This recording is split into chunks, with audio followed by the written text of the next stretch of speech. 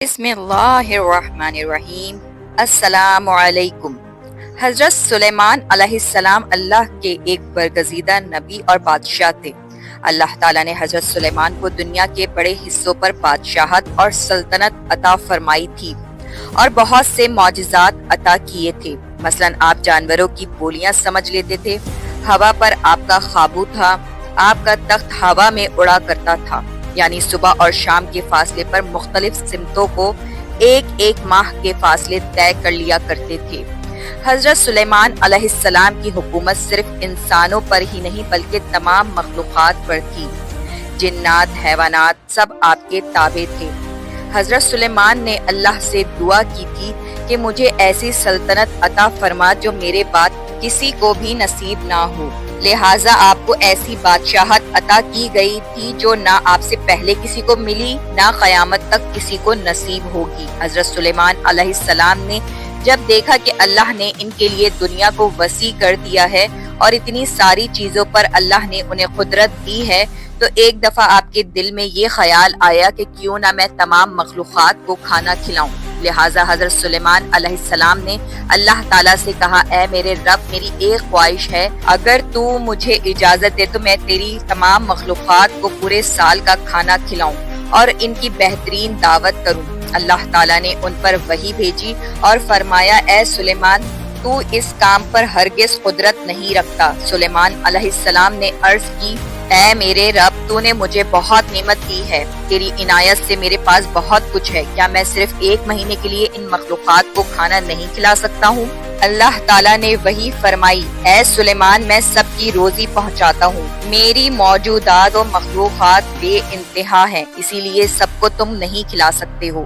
حضرت سلیمان علیہ السلام نے دوبارہ درخواست کی کہ اے میرے پروردگار، مجھے صرف ایک دن کی اجازت دے دے تاکہ میں ان مخلوقات کو کھانا کھلاؤں۔ اس دفعہ اللہ نے حضرت سلیمان علیہ السلام کو ایک دن کے لیے اجازت دے دی کہ وہ دنیا کے تمام مخلوقات کو کھانا کھلائیں۔ حضرت سلیمان نے تمام جنات اور انسانوں کو حکم دیا کہ وہ زمین پر موجود تمام حلال چیزوں کو جمع کریں، یعنی گائیں، بیل، بکریاں اور ہر طرح کی سبزی اور پھل۔ لہٰذا ان لوگوں نے ان تمام چیزوں کو حضرت سلیمان علیہ السلام کی خدمت میں پیش کر دیا۔ بڑی بڑی دیگیں تیار کی گئیں، پھر ان جانوروں کو ذبح کیا گیا، ان کو پکایا گیا، شوربہ تیار کیا گیا، قسم قسم کے پکوان اور کھانے بنائے گئے۔ حضرت سلیمان علیہ السلام کے حکم سے دریا کے کنارے ایک عالی شان محل بنایا گیا جو نہایت ہی کشادہ اور وسیع تھا، تاکہ جن مخلوقات کو دعوت کے لیے بلایا جائے وہ بآسانی اس مکان میں آ سکے۔ تقریباً 22,000 جانور ذبح ہوئے، سینکڑوں دیگیں چڑھائی گئیں اور بڑی بڑی دیگوں کو جنات نے تیار کیا۔ حضرت سلیمان علیہ السلام نے ہوا کو حکم دیا تھا کہ وہ ٹھنڈی ہو کر چلے تاکہ وہ یہ کھانا خراب نہ ہو۔ آپ نے شربت اور قسم قسم کے مشروبات کے تالاب بھی بنائے تھے۔ اس بہترین دعوت کی تیاری مکمل ہونے میں تقریباً 1 سال لگ گئے۔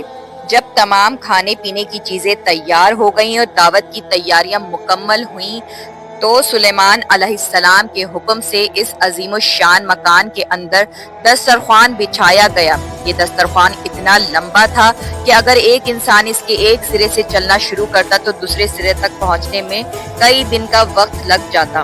حضرت سلیمان علیہ السلام نے سارے جہان کی مخلوقات میں یہ اعلان کروا دیا کہ کھانے کی دعوت ہے، لہٰذا سب حاضر ہو جائیں۔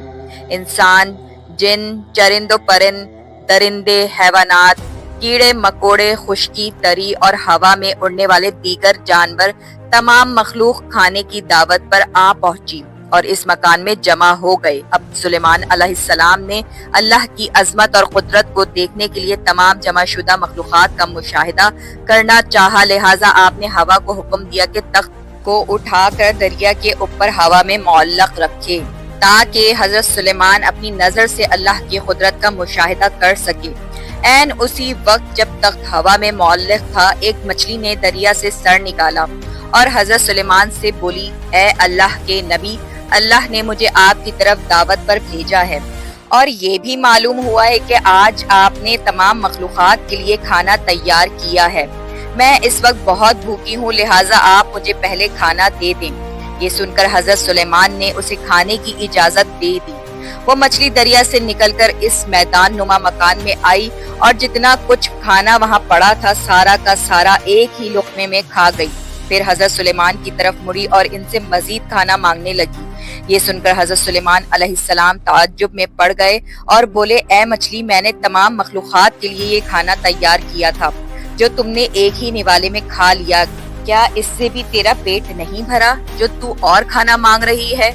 मछली बोली, ए अल्लाह के नबी, अल्लाह ताला मुझे हर रोज 3 लुक़मे रिज़्क़ देता है और जो खाना आपने तैयार किया था वो तो सबका सिर्फ एक ही लुक़मा हुआ। अब मुझे 2 लुक़मे मजीद खाना दरकार है, तब कहीं मेरा पेट भरेगा।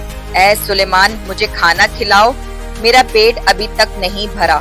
हजरत सुलेमान ने फरमाया, तुम तो सारा खाना खा गई और अब भी तेरा पेट नहीं भरा। मछली ने कहा, ए सुलेमान, क्या मेहमान के लिए एक मेजबान का जवाब इस तरह का होता है? आपको जितना खाना बनाने में कई दिन लग गए, इतना खाना मुझे मेरा परवरदिगार दिन में 3 मरतबा पहुंचाता है। मैं आज आपकी मेहमानी में भूखी रही हूँ और अगर आप इसी तरह बाकी मेहमानों को भी खाना नहीं दे सके तो आपने नाहक इन्हें खाने पर बुलाया।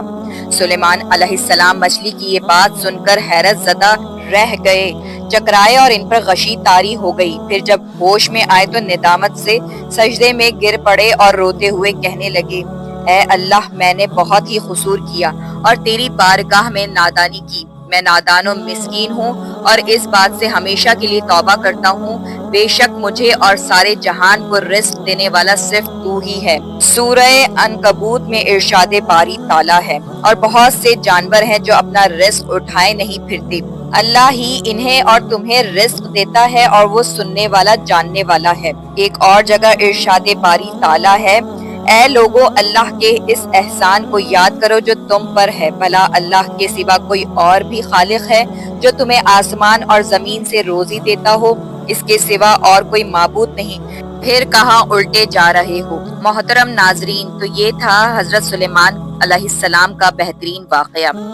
आप नेक्स्ट किस पैगंबर का किस्सा सुनना चाहते हैं, प्लीज कमेंट करके बताइए। और अगर आपको सच्चे इस्लामी वाक़यात में दिलचस्पी है तो प्लीज मेरे चैनल को सब्सक्राइब कर लीजिए। शुक्रिया।